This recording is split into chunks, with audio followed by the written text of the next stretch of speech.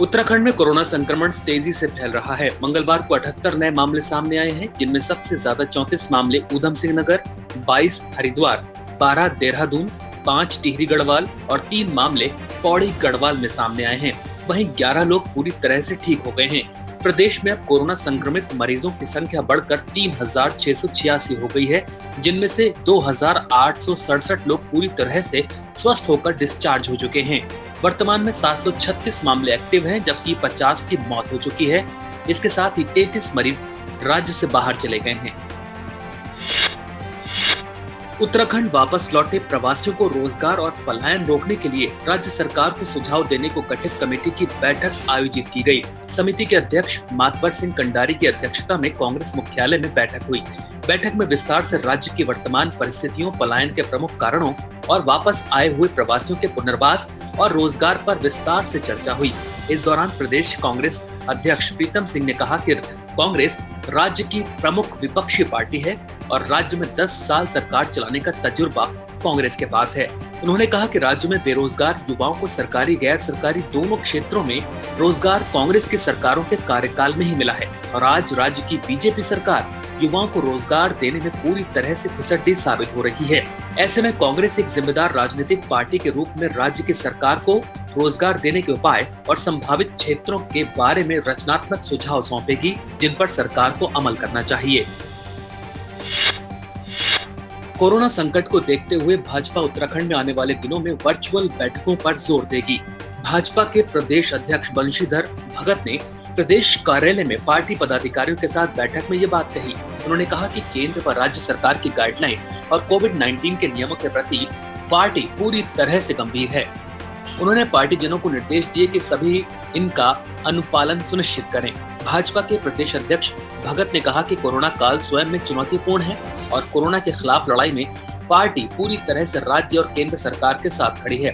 उन्होंने कहा कि मौजूदा जरूरतों के अनुरूप भाजपा निरंतर सामाजिक सेवा कार्यों में जुटी हुई है।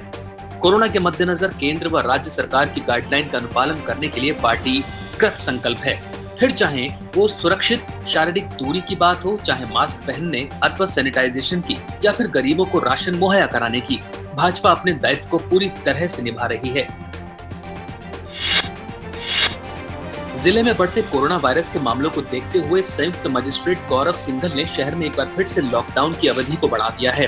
अब लॉकडाउन 17 जुलाई की रात्रि 12 बजे तक लागू रहेगा। वहीं इसके अंतर्गत अब कुछ दुकानों को खोलने की छूट दे दी गई है। लॉकडाउन के नए आदेश में कहा गया है कि इस दौरान सभी लोग अपने अपने घरों में ही रहेंगे। बैंक प्रातः 8 बजे से दोपहर 2 बजे तक खुलेंगे। साप्ताहिक बंदी को छोड़कर किराने व दूध की दुकानें सुबह 7 बजे से 12 बजे तक खुलेंगी। सब्जी व फलों की दुकानें व ठेली दोपहर 2 बजे तक खुलेंगी। सभी पंजीकृत चिकित्सालय व मेडिकल स्टोर खुले रहेंगे। देहरादून रेलवे स्टेशन से क्वारंटीन सेंटर ले जाते वक्त कुछ लोग रास्ते में बस से उतरकर भाग गए। सभी लोग दिल्ली से ट्रेन से देहरादून पहुंचे थे। रात करीब 12 बजे 2 लोग खुद थाने पहुंच गए, जबकि अन्य लोगों की पुलिस रात भर तलाश करती रही। सोमवार रात करीब 10 बजे दिल्ली से एक ट्रेन पहुंची थी। दिल्ली से आने वाले लोगों को संस्थागत क्वारंटीन होना होता है। ऐसे में पुलिस उन्हें एक बस के माध्यम से प्रेमनगर स्थित सेंटर ले जा रही थी। इसी बीच बल्लूपुर के पास उन्होंने बहाने से बस रुकवाई और कुछ लोग उतरकर भाग गए। पुलिस को जैसे ही इसका पता चला, बसंत विहार एसओ नत्थीलाल उनियाल में फोर्स उनकी तलाश में जुट गए। भागने वालों की संख्या 5 से 7 बताई जा रही है। ऊधम सिंह नगर में कोरोना के बढ़ते प्रकोप को देखते हुए नैनीताल जिले के रामनगर में सर्दी, जुकाम और बुखार के मरीजों को भी कोरोना टेस्ट कराने का फैसला लिया गया है। ऐसे में प्राइवेट अस्पताल के डॉक्टरों को निर्देशित किया गया है कि उनके यहां आने वाले सर्दी, जुकाम और बुखार के मरीजों का नाम पता रजिस्टर्ड करें। नोडल अधिकारी कोविड-19 डॉक्टर प्रशांत कौशिक ने इस बारे में जानकारी दी। बता दें कि काशीपुर, रुद्रपुर और बाजपुर में रामनगर से काफी आवाजाही होती है। कोरोना वायरस के बढ़ते मामलों को देखते हुए ये फैसला लिया गया है।